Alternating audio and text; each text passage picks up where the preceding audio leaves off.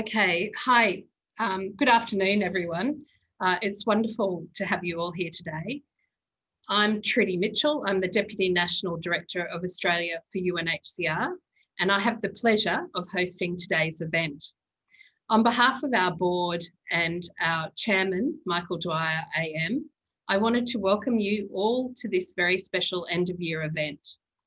I would also like to start by acknowledging the traditional owners of the lands around Australia and pay my respects to elders past and present. I want to thank you all for joining us today and of course extend a warm welcome to our great panellists. Rosemary Kariuki, New South Wales Local Hero for 2021 and also the star of the documentary Rosemary's Way. Pasca Madewa, former refugee from the Congo and featured in Rosemary's Way. Ros Horan, director, writer and co-producer of Rosemary's Way. And of course, to Naomi Steer, our National Director of Australia for UNHCR. Thank you all so much for joining us today. We have over 1,070 supporters who have registered with us, coming from all over the world, UK, India, Kenya, Pakistan, Uganda, Zimbabwe, USA, and all over Australia, including Broome, Port Pirie, Gladstone, Kiama, Bendigo, Mornington Peninsula, and all of the major cities. So welcome everybody. Before we go to our discussion with our special guest today, which I know we're all really looking forward to, I wanted to touch on some of the highlights for the year. As you know, 2020 marks, or as you may know, 2020 marks the 20th anniversary for Australia for UNHCR. As the year has unfolded, it has not been what any of us, I think, expected. And I'm sure most of us feel that same way. With bushfires affecting much of Australia at the beginning of the year, we were humbled by the continued support of our donors, even when they were experiencing their own hardship. Just when we literally thought we could breathe easily again, COVID descended on us in March. Few of us could imagine how much our lives have changed. For refugees, the situation was even more dire. Already struggling to have their basic needs met, now refugees had to contend with the new challenge of COVID. How do you protect yourself and your family in a crowded refugee camp when social distancing is virtually impossible, safe hygiene is difficult, and health resources are stretched? Thanks to you, our COVID-19 emergency appeal raised nearly $3 million, providing infection control, training for health workers, and information campaigns to help prevent the spread of the pandemic. Thanks to one of our generous donors, we set up a mask-making enterprise in Cox's Bazar, Bangladesh, serving the community and providing income for the women involved. A really great project with refugees at the centre of the response. While all of us have been forced this year to adapt to the pandemic, the harsh reality is that humanitarian disasters and conflicts have continued. We saw this in Yemen and the devastating explosion in Beirut, for which our donors donated $1 million, and also the current rapidly escalating situation in Ethiopia. Since we were founded in the year 2000, we have focused on support and providing life-saving humanitarian relief. And from the start, Australian donors have responded to that call of support. Some of you have been with us for 5, 10, 15, or even nearly 20 years. Thank you for being a part of this community, helping refugees. Overall, our donors have helped us raise more than $300 million for UNHCR's humanitarian operations over the last 20 years, under the unwavering dedication and leadership of our National Director, Naomi Steer. Amazingly, The average time a refugee will be displaced is 20 years. And yes, those people need food, water and shelter, but they also need longer term solutions, such as schooling for their children, healthcare for their mothers, and skills training for the youth, as well as meaningful livelihoods for men and women. When Australia for UNHCR was founded in the year 2000, we faced a single major crisis in a given year, and there were approximately 20 million people who were displaced in the world. We are now dealing with multiple and protracted crises every year, and more than 79 million people displaced. This is a sobering reality. The global refugee crisis isn't going away. We are witnessing an unprecedented era of global displacement. Ultimately, political solutions must be found. But in the meantime, we will continue supporting refugees, asking Australians to not only imagine a world where everyone has a safe place to sleep, but also to act now to help us achieve this. Thank you again for standing with us and for standing with refugee families and children. We will now show a very 20th anniversary video. Thank you.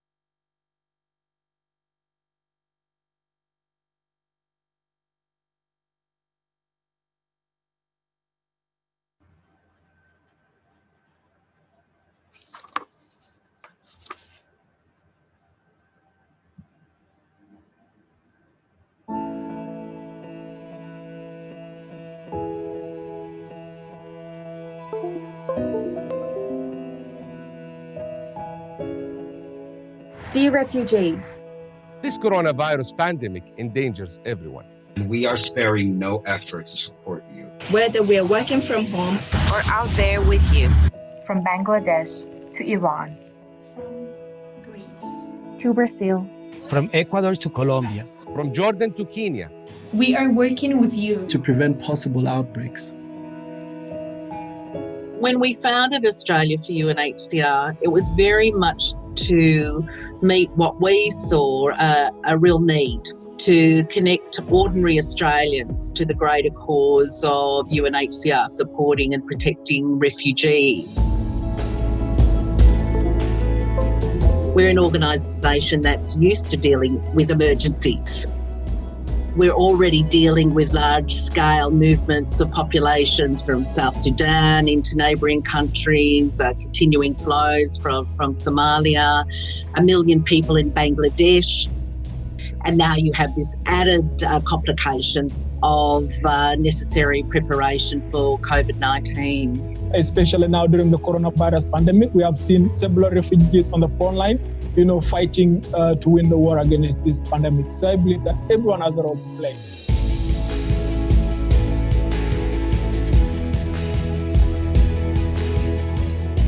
Dear refugees, in this rapidly evolving crisis, we are working with governments to ensure that you are part of the response. We are increasing access to healthcare and clean water. We are advocating that your rights are adequately protected. Together, we will emerge from this crisis. We will continue to serve and we're committed to deliver.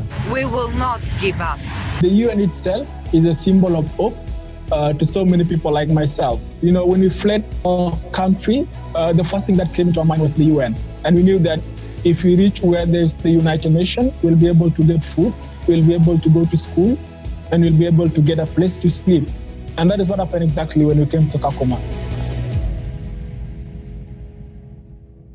UNHCR is very much in the position now of not just providing emergency support, but also the much longer term needs of refugees and displaced people.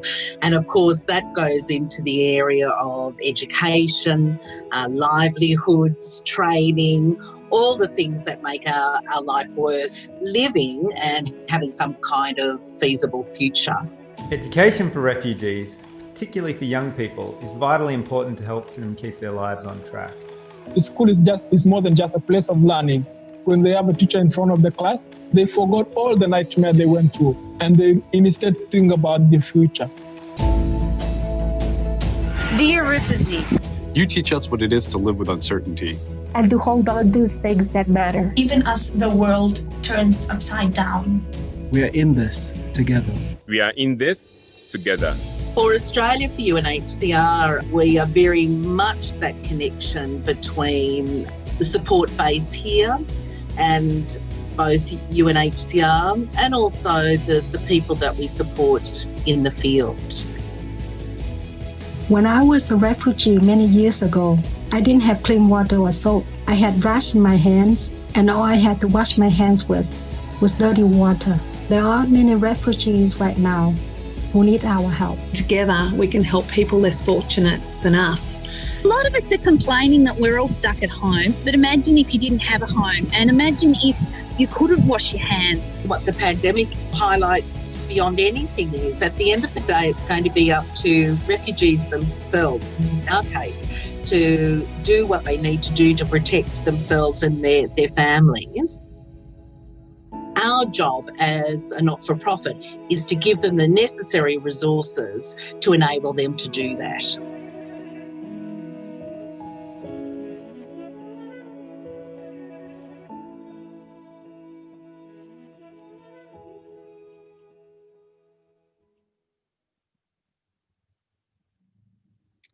Well, I hope you enjoyed that video, and sorry about some of the sound problems. It wouldn't be a Zoom call without something going on, so forgive that. But as you can see, it's an amazing journey for all of us who have been connected with Australia for UNHCR to help empower refugees. Thank you to all of our wonderful, wonderful community of supporters, our staff, our board, and UNHCR colleagues.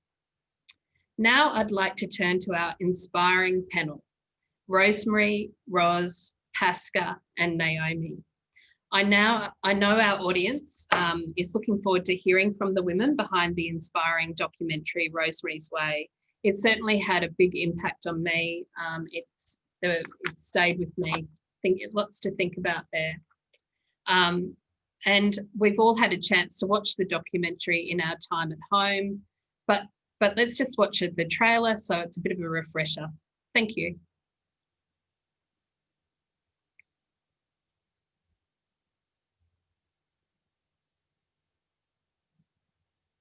Why you're wondering who is this crazy woman here? I knew it had to be you. Rosemary knows the community. She knows the pulse of the community. She's the mom of everybody. I'm a great believer of different cultures coming together. Miracle for me.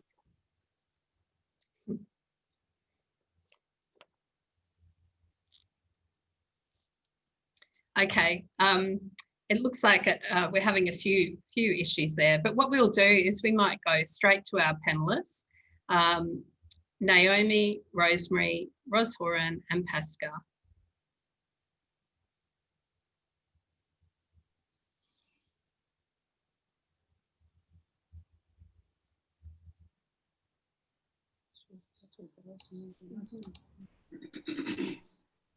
Okay, there's Rosemary. Hello. Hello. How are you? Good, thanks. We might start with you, Rosemary. Firstly, I think a big congratulations. You've just been named the 2021 New South Wales local hero in the Australian of the Year Awards. How amazing! Thank you. Thank you. It's very humbling. Oh, it's wonderful. And I understand we had to take you away from a media engagement this afternoon so that you could be with us. Yes, that's true. Yeah. So Rosemary, it's so inspiring to see the impact that you've had on the community from the film.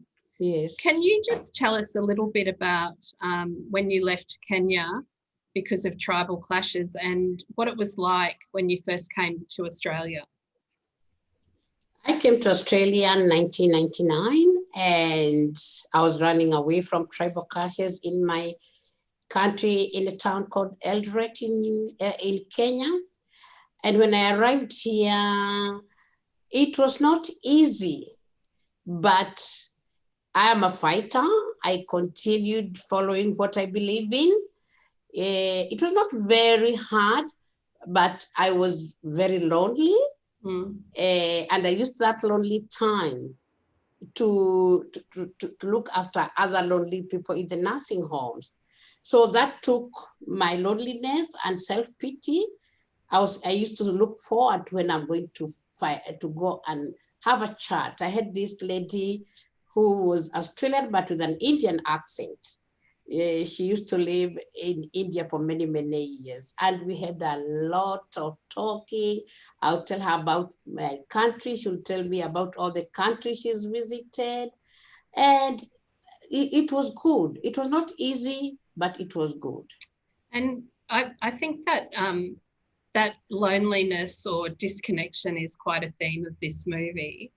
One of the women in the film said it had been the first time she'd been outside without her family and her first time making friends.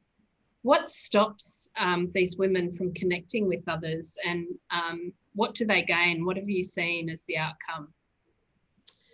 These women who don't go out or make connections is because the services, yes, will help them, but they don't connect them.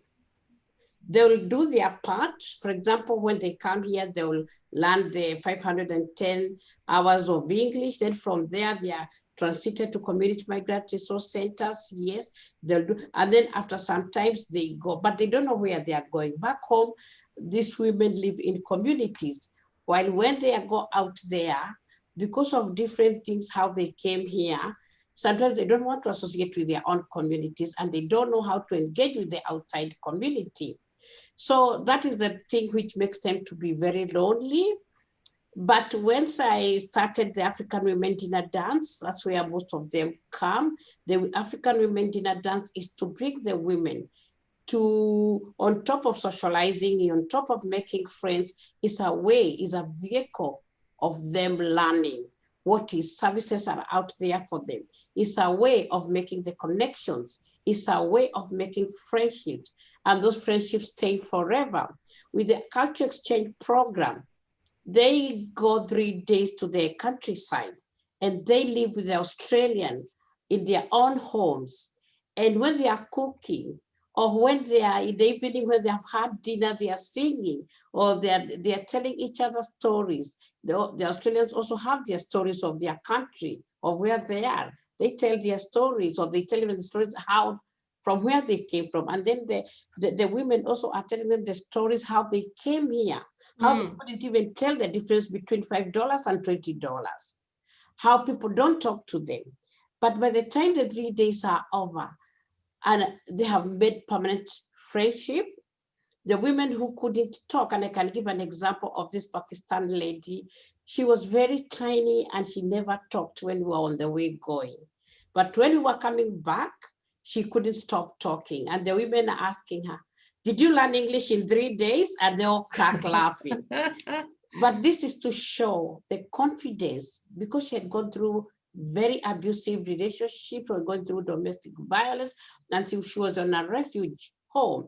And when she realized she has all this knowledge and she's okay, she's not, you know, when you are going through emotional abuse, you are believed to believe that you are nothing. And this lady, 3 years down the line, she came running to me in the streets. I said, Rosemary, do you remember me? I say, yes, but I can't remember your name.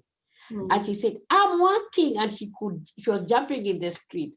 And I was very happy. Then down the line, I met her again and she told me she's got 2 children and she's very happy with a good husband. So these are the things that come out of there. Another lady also was crying. She was looking at the sea at the 7 Mile Beach in Jericho. And I went to her and I said, why are you crying?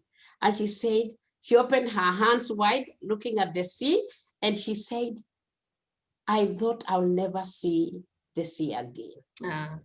And I said, why? Instead, there's a lot of beaches. Why don't you go to the beaches? And the daughter, because she had come with the daughter, I asked the daughter, why don't you take your mom to the beach? I said, I didn't know she's interested. Yes. So these small things come out, but it is a win-win scenario. These women are never the same. No. And I must say, one of my favourite moments was seeing you bust a move on the dance floor there at the African Women's Dinner. It was a beautiful thing. And there should be more offered, I think. Now to you, Pasca, thanks, Rosemary, and we'll come back to you, no doubt. But can you just tell us about the cultural exchange program when you went to Kiama? And we saw you on that video and you didn't seem that keen on going. Can you sort of just tell us how you are feeling and what changes it has had for you? When we were going in a bus, I was like afraid and thinking how it's gonna look like, how it's gonna be. With my little English, will I be able to communicate with others? We're going to meet Australians there, Aussies there. Are they gonna understand my broken English? So all this, I was scared. I have fear. I was scared of that. But anyway, because I trusted Rosemary, and as she told me I'm going to meet Maria, and she's a very good lady, I said, okay, let me trust her, because from the first day I met her, so the way she approached me, it makes me get open to her. So I trust her, and that's what I had in mind. Was thinking. Yeah, and so what's, I thought Maria was just amazing, and the community there in Kiama was amazing. What's happened since the documentary with Maria and those lovely boys of yours? Yeah, after that, Maria started calling me, and she told me, look, you're gonna be part of my family. You are welcome in my house anytime you need. You can come. If you need to come, you can come. So we've been there many times, and the boys go to the beach, play, and meet her grandchildren, which the boys were so happy because they used to feel like there's a difference between them and Aussie kids. But when they go there, they play together, there's no any difference between the others and those ones.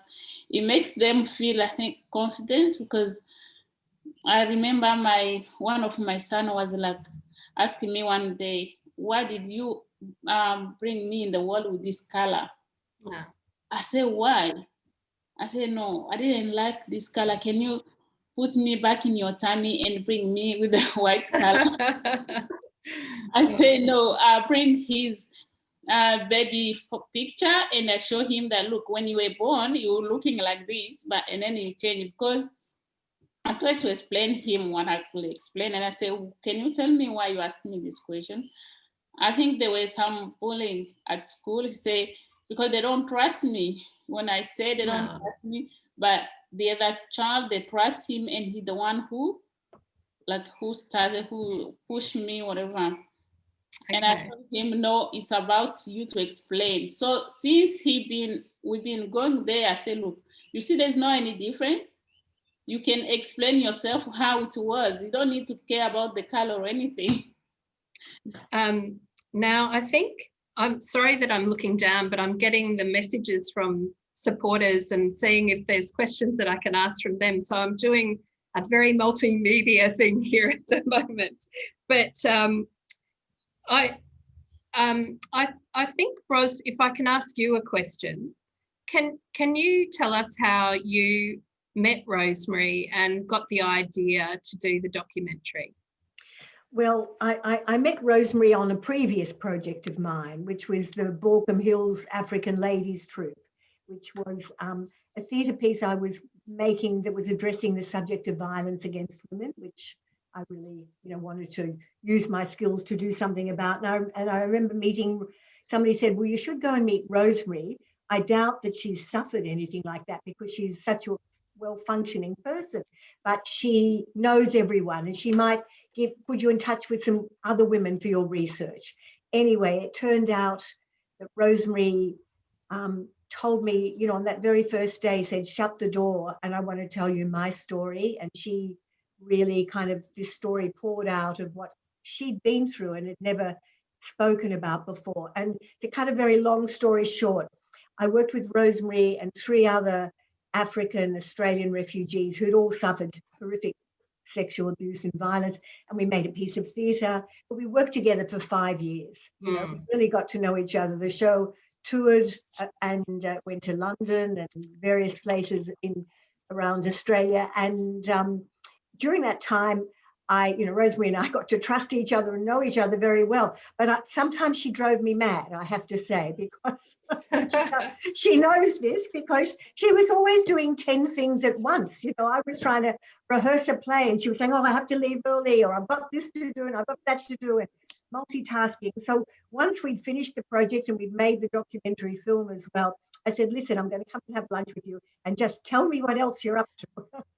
And that's when she told me about her cultural exchange program, which I thought sounded really fascinating.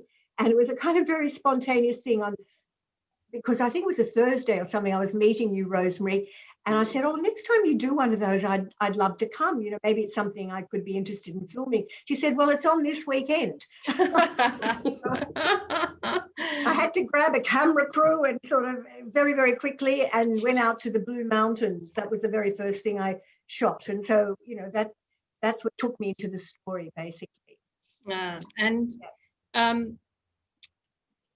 What, I guess after what, seeing how the immigrant and refugee women and the struggles that they have, and also the great work that Rosemary's doing, what more do you think can be done for our society to be more welcoming to refugees, Ros?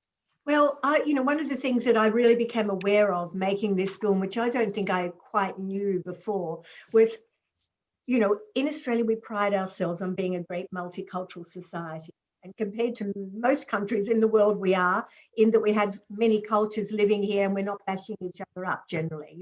The Cronulla riots was the most unusual thing. But we do live in silos. We really, really do. And an awful lot of Aussies have never been to Auburn, and people who live, not just Auburn, but, Blacktown, Borkham Hills, have never been to Bondi Beach or see the eastern suburbs or whatever. And I really became aware of how, there was so much more that could be done. And Rosemary was doing it in terms of us really connecting and embodying true multiculturalism. And I think that what has to happen, as Rosemary said, the government can only go so far. We have very good settlement programs in this country, but they only last a few months. And then you have migrants living among us like Pasca and Sophia and Anu and all those women in my film who may have been in the country 10 years or 20 years, but so many of them still feel like they're fringe dwellers, that they're not part of mainstream society. And I think we all have to take Rosemary's example and be inspired by Rosemary, and we need citizen action. We need every single person in their own way saying, how can I reach out and be more welcoming and invite a migrant or a refugee into my community?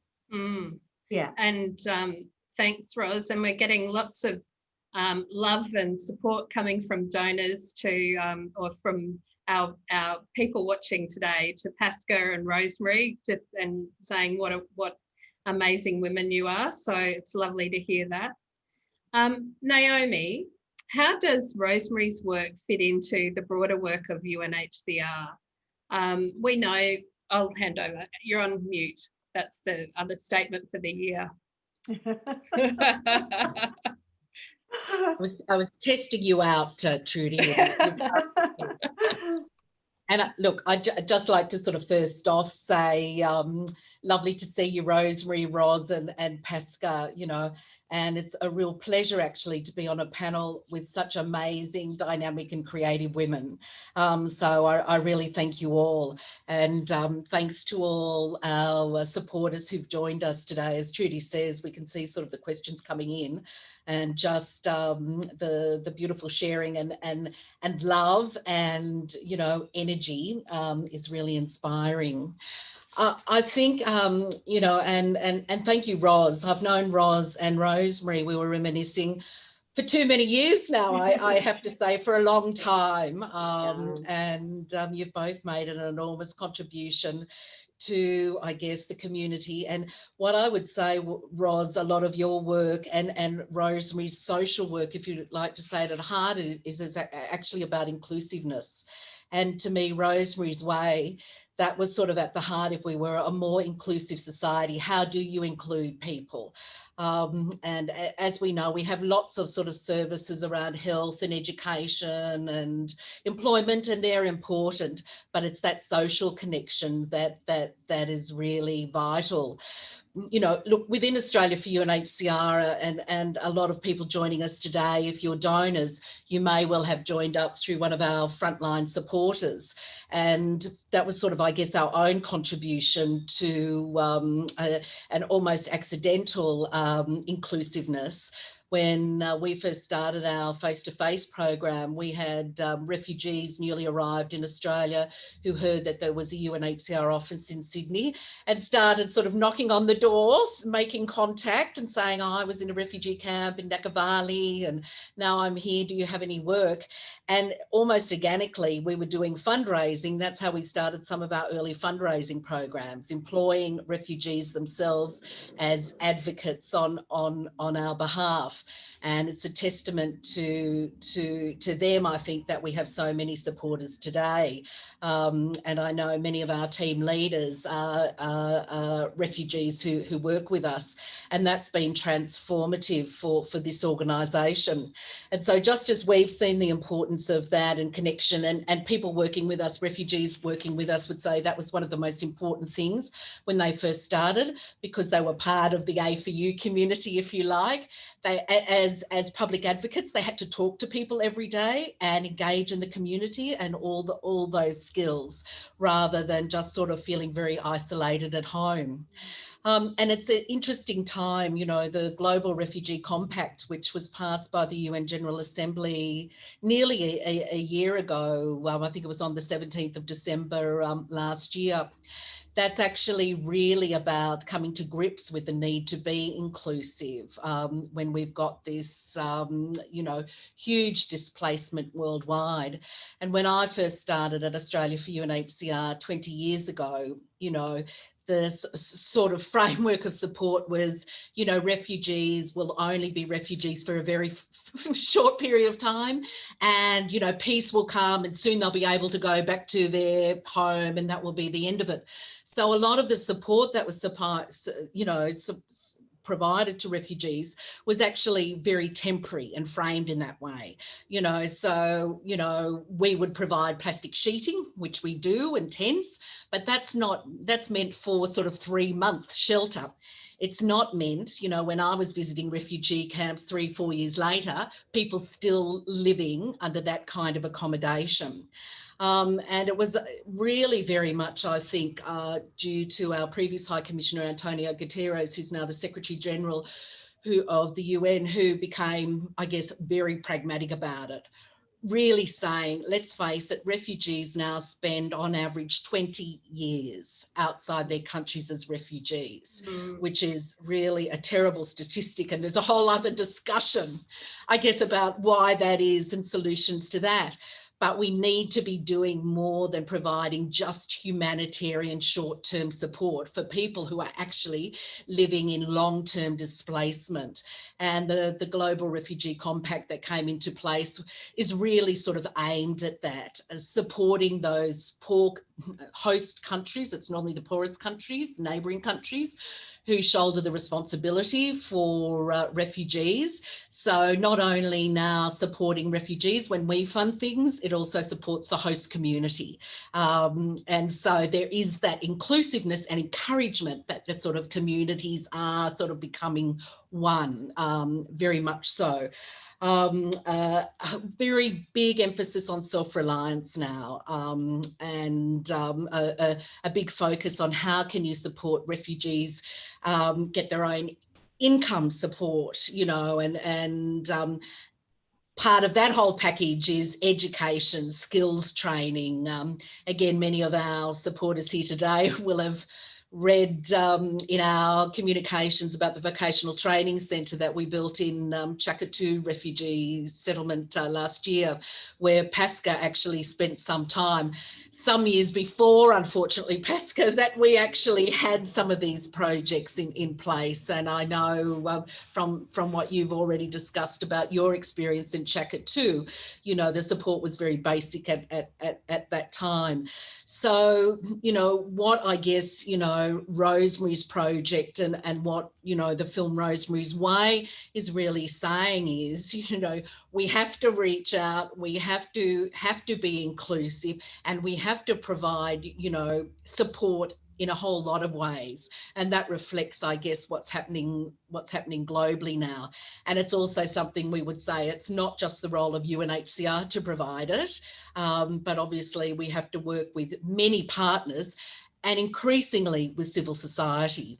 And again, I just sort of, as Ros said, where do we start? Well, we can start with ourselves in our own community. Thanks, Naomi. So we're getting some pretty interesting questions coming through from our supporters today. And Rosemary, everybody seems to want to know how do I get a job like Rosemary's got? And how do you, Bernie has asked, Rosemary, how do you inspire others to work with you and follow in your footsteps? You cannot do this all by yourself. How does that all work, Rosemary?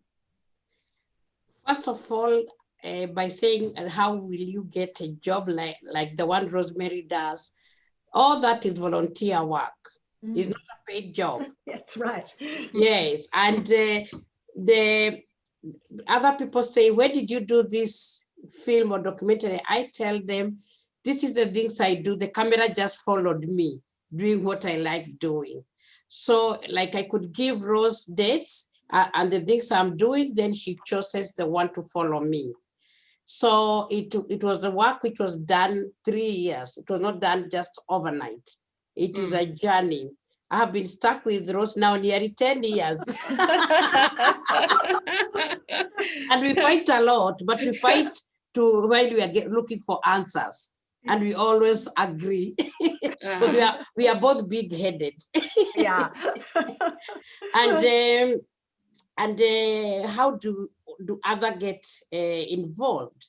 I don't do this alone. The idea is mine, but I have an organization called African Women Group of women who comes together and support me. And I have other organizations like START. START is the Services of Torture and Trauma. It's a long day. And it looks after the refugee who come here, rehabilitate them because of torture and trauma that they are going through. And then Community Migrant Resource Center, Melissa, they have been the supporter. I couldn't have managed to do what I do because I don't have any funding. And we have applied for funding, but we never get. But these two organizations, they come on board and they support where it's needed money and also resources. And like a Migrant Resource Center, they also give me a staff member to work with me. It is a big job. We go to places every year. And how you can be part of where you are, in which community you are, you can start doing something by maybe organizing even a walk for different cultures. You can organize barbecues. Now it's holiday time. You can organize a trip to the beach. You can use public means if you don't have any cars, or you use you pull in together some cars and take people to the beach, because most migrants, they don't know about, they want to go to the beach, but they don't know how to go. Maybe sometimes they don't have the means, or they don't have, of that fear also. Most of them don't know how to swim. If you can be out there and help teach them how to swim, and yeah, there's a lot of things you can do. You can teach them in their house how to speak English, or even better English, or you can help. There's so many things. Just, for example, I can give you an example. During this COVID time, I have a friend who is living in Coffs Harbour. He's Australian, and he lives in an Anchorage. So there are these backpackers from Britain, from all over the world. And because now there are no jobs, they don't have any money, they don't have anywhere to go, because you are not supposed to move from one place to another place. And she stopped and said, what will Rosemary do if she was in such a situation? And said, Rosemary will feed them, Rosemary will accommodate them, Rosemary will get them something to do. And exactly that's what he did. He gave them somewhere, they have backpacker tents. The ones who didn't have, they just, the community came around and donated, and the people camped in his farm. He gave them the kitchen, got food, people brought food, and they cooked, and they lived like a big family. Wow. So you can always do something. Another one told me, now I'm going home and I'm going to say hi to my neighbor. Okay. So get to know your neighbor. Yeah. You don't have to do many things. You don't have to do big things, but start by just saying hi to that neighbor you think is looking you badly. Maybe he's not looking you badly. Maybe the eyes are not good. Yeah. Or maybe because, or maybe because of you don't know what is going on in their life. And even if they don't answer back, just say hi. I remember I said hi. I moved to this suburb, and the person opposite me was a family from South Sudan. And I said hi, and I said, and what's your name? He said, why do you want to know my name? If it was somebody else, would have left, but I said, I want to know your name because you are my neighbor. And I want to be friends with you. And you don't know when you need me, or I don't know when I can need you. And I don't want you to call you. That's why, and my name is this. And he relaxed, because sometimes you see people answer because they fear, not that they are bad or whatever, but they don't know. Down the line with my job with the police, I remember 2 elderly white Australians came to the police station, and they didn't get good reception. So they complained, and at that particular time, I was organizing a morning tea. A morning tea is where I bring the local people, the community leaders, and the police, and the religious leaders to come and just have a morning tea while knowing each other. So the commander invited them. And when they were there, they said, they are not very old, and they live in a retirement village. They said, and that was in Maryland, this is the first time we have talked to a refugee. They want to talk to them, but they fear, what will their reaction be? So when you see somebody is not talking to you, not because they don't want to talk to you, they are thinking, will I be culturally right? Will I be, so just start slowly. Okay. Yeah. I think that's some pretty good advice for everybody, even start locally. Ros, did you have a point you wanted to make? Well, I just wanted to follow on with that. The reason I'm really a documentary filmmaker now is because I'm making films as a tool for social change. You know, I'm not making it for commercial purposes or whatever. I want this to inspire action, as I've said. And if you in the audience have seen this film and it's made you come out feeling, what can I do to make a difference? You could host your own screening of the film. You know, you could invite friends and host a screening. And we are creating a community action resource kit, which is a kind of how to set up a Q&A, but how to begin in socially, in culturally sensitive ways to connect with migrants in your area and to create an event. As other panelists have said, it can be something as a, let me show you around our local suburb and show you the best, you know, delis and shops and whatever. It can be let's come in for a cup of tea. It can be let's all have a barbecue or a picnic in the park. But it's like get people to see the film and come out of it and saying, what can we do? And, you know, what I would like to see in 3 or 5 years from now is so many, we've all come up with our own way, so many other people connecting with refugees and migrants all around the country. I think that's a great vision. And I think it might have answered Linda's question about what's the best way to approach someone. Pascal, what are your thoughts? How do you feel the work with the group has helped you, and how are you feeling now compared to before? Right now, I feel very open and confident, because after that, after we went for cultural exchange, when I come back, I thought like, oh, there's many women from my community who can't speak English and who always are alone. They're also lonely. And then I found out that, oh, okay, there's another way we can do this. And I created a group of women. Yes, and in my community, Congolese community, we never have any like women international celebration, and I organized that. And they were very happy. That was the this year, March. Yeah, we celebrated and they were very happy. I showed them like we can contribute each other one little and we mixed together, and they had very good time. And after that they told me, no, we can't stop from now, we have to continue. And I told them I don't have leadership skill. They said, no, you do.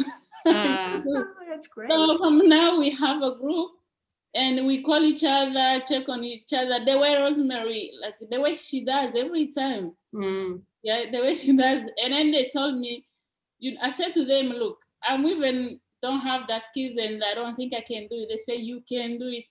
And as you have Rosemary there, she'll always be behind you. She will be telling you what to do. It's really good.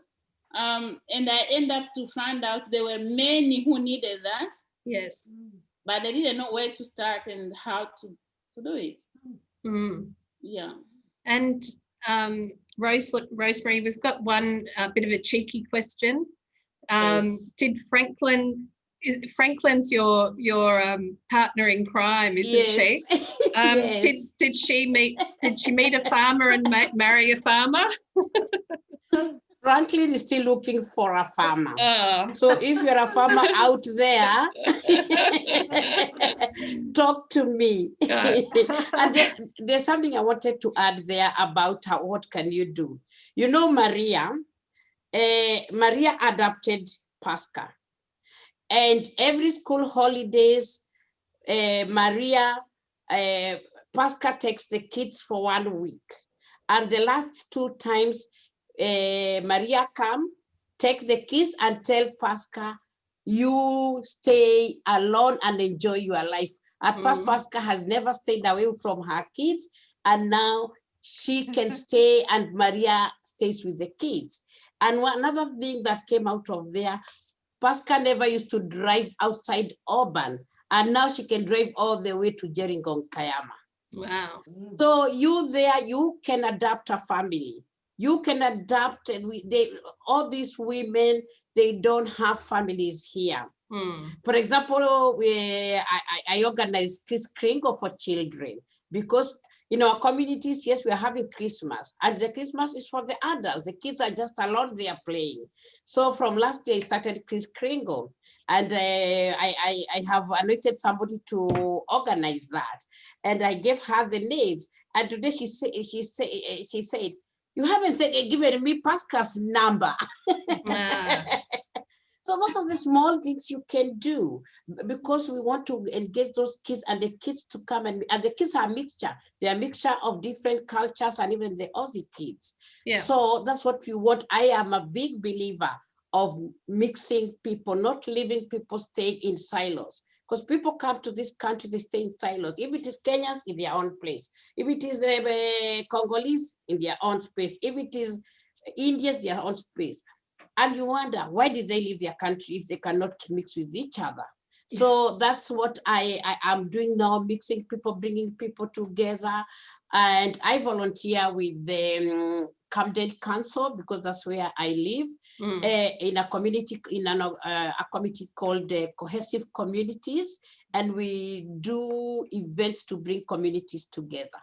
Oh, that's beautiful. And I think we don't want to reinvent the wheel, because I think there's quite a few organisations that are working to do these sort of activities. And we're getting quite a few inquiries, around the practicalities. So I would ask, if you want more information, please go to info@unrefugees.org.au, and we will sort of help with moving it all along. I just wanted to go to Naomi.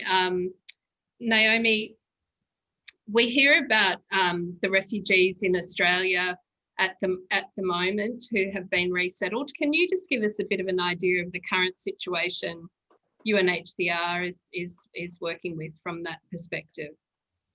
In the context of Australia, Trudy, or globally? Globally, yeah. All right, because look, just generally, and we're talking a little bit about this amongst ourselves before the webinar started. Globally, I think, as you said, Trudy, there's about 80 million people worldwide displaced right now. Again, just by comparison, when I founded Australia for UNHCR in 2000, it was 20 million displaced. So this incredible growth. And of course, very, very sadly, there are very few resettlement places worldwide.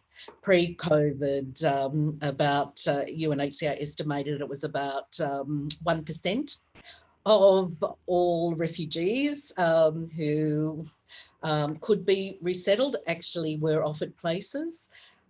This year has seen many challenges even within that 1%. The US government significantly restricted the intake for resettlement, and they're one of the largest countries taking refugees for resettlement.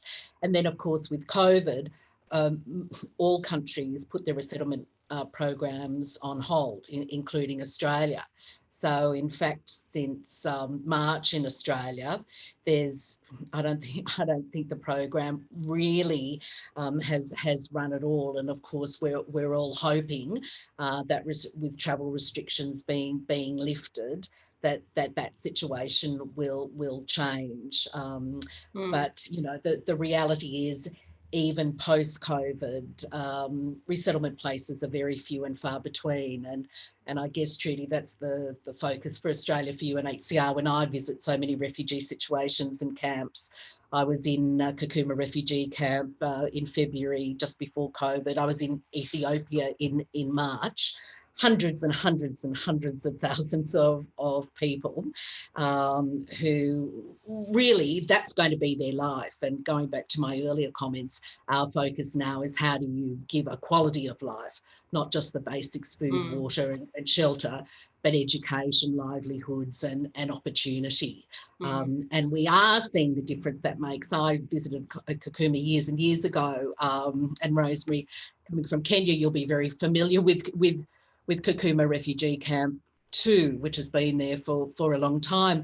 But coming back in February, I was really surprised. It was a really different place, and dare I say, sort of very positive, this whole new generation of young people who have grown up there, but very entrepreneurial with online access. Technology was a key driver. People were working, so I was sort of like more optimistic, I guess, than maybe I would have been some years before. Yeah, right. Thank you. Ros, did you have another point that you were wanting to make there? I noticed the hand go up. The hand go up. I was just looking at some of the comments and people asking where they could access the Community Action Resource Kit. It's not completed yet. It will be early in the new year, and you'll be able to access it online on the film's website, which is rosemary'swaythefilm.org. I put that up there, and that's where you can also go if you want to host a screening. Great, thanks, Ros. And through FanFilm.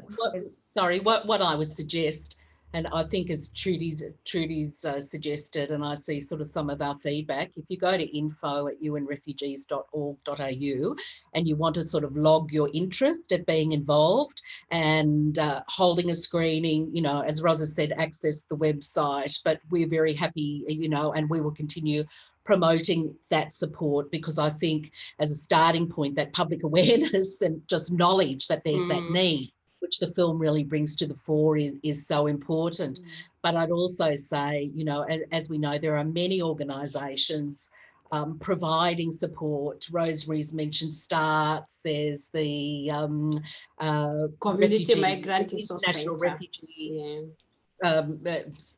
International Services, International Refugee Resettlement. Yes, yep. There are refugee and migrant resource centres that we all work with. And I think as we've been having this discussion and it's evolving amongst ourselves, looking at how, because there are those things, but when you see how Pascal sort of felt, you know, in the sort of, you know, there was no safety net, although there are many organisations that are providing that. But I've always thought it's very hard to access if you don't know. If you're in a church group or you know about STARTS or you find Rosemary in the street, you're connected. But if you actually don't know about those, it's really hard to access the information. It's not sort of in any one spot. So I think one of the things coming out of this is how Australia for UNHCR, working with Rosemary, with Ros, with the Refugee Council and other organisations who are very supportive of this, how we can sort of become a sort of bit of a portal. Yep. So when people are saying, how can I help in whatever way, they can go to a portal and see what sort of networks there are that they can tap in, you know, and the right ones for them. Okay, so we're at our last question, or we've got a minute. So Rosemary, I'm going to be asking you to be quick. I'll be quick. I just answer one question I saw here, that the refugees and migrants have to learn about Aboriginal culture. I agree with that. With the culture exchange program, we have visited the Aboriginal in Blue Mountain, where we met a group of women from Papanya, and we shared our culture. And I remember all of us singing Amazing Grace in our own languages. We had somebody playing guitar. We had the man playing the, what do you call it? Didgeridoo. Yes. Yes. Beautiful. It was beautiful. Then another time when we went also and met Aboriginal, they showed us their culture. And then we had a group of women, Aboriginal women, they showed us how to do the arts. And we went to Gerringong and we met also another group of Aboriginal to show us how they lived from the land. Yes. So I'm just answering that question, that we make sure that we engage with the Aboriginals, and we are very grateful for them for opening the doors for us. Even the dinner dance, we give them a table for free every year. Ah, wonderful. So, dear panel, thank you so much for your time. We've hit our 5 o'clock deadline. I want to say a very big thanks to Ros for allowing us to share this documentary that is a social change opportunity, really, with all of our supporters. So we really appreciate it. It's a fine piece of work. Thank you. You're very welcome, and thank you for the wonderful women who you know, gave their time and participated in the film, Rosemary and Pascal and all the others. And it's a great thrill, Rosemary, to have you here, and all the best going to Canberra for the Australian of the Year Awards, you know, yay. And Pascal, it's wonderful to sort of see how well you're going and that you've grown in confidence, and it's just really heartening to see, and all the best to those beautiful boys of yours. Naomi, thank you. Thank you for being on the panel, and So thanks, everybody. It's been an honour to have you all here this afternoon. Thanks to everybody in our audience. We just love seeing all your comments. Again, if you've got a question, go to info@unrefugees.org.au and we will put you in the right direction to help you out. That's a bit of a shortcut for everyone. Thank you to the commitment from our donors once again. Your commitment this year has meant millions of refugees have been empowered to live a better life and have hope for the future. We look forward to standing with everybody to help support refugees and to empower refugees in the future. And we wish you a really safe and happy festive season. Once again, thank you to our panel. You've been wonderful, very inspiring, and it's lovely to have you here this afternoon. Thanks, everybody. And thank you, Rose, for bringing this to all the world to see. If you didn't use this documentary, people wouldn't know how to get in touch with each other. And you have also made us be more open and learning new things every day. Thank you, Rose and Joe. Wonderful. Job. Thanks, Rosemary. Yeah. Bye, everybody. Bye. Thank you. Bye. Thanks for joining us today. Yeah. Bye-bye.